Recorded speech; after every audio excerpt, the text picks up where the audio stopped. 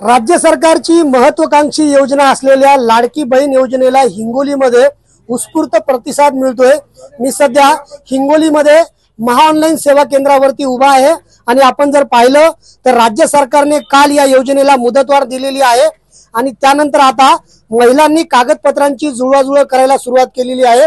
खरं तर जिल्हा प्रशासन या योजनेची अंमलबजावणी करण्यासाठी ऍक्शन मोडवरती आलेलं आहे।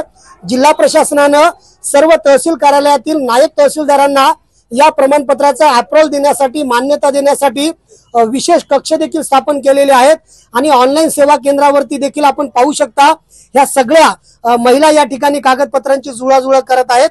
सकाळपासून या महिलांनी रांगा लावायला सुरुवात केलेली आहे। आपल्या सोबत काही महिला आहेत। ताई, कोणकोणते कागदपत्र तुम्ही या ठिकाणी काढताय आणि या ठिकाणी तुम्हाला फीस वगैरे किती सांगितली गेली? बोला ना। फीस नाही सांगितली अजून। एक शपथपत्र, आधार कार्ड, इलेक्शन कार्ड। सरकार किती रुपये देणार आहे तुम्हाला? 1,500 रुपये। सरकारने ही घोषणा केलेली आहे। 1,500 रुपयामध्ये तुमचं आता भागणार का सगळं? आता एवढ्या याच्यात तर नाही भागणार।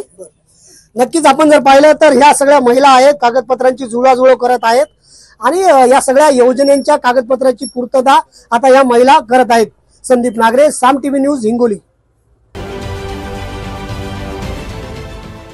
देश विदेशातील प्रत्येक घडामोडींचे लाईव्ह अपडेट मिळवण्यासाठी आता साम टीव्हीच्या सर्व सोशल मीडिया प्लॅटफॉर्मला लाईक, फॉलो आणि सबस्क्राईब करा।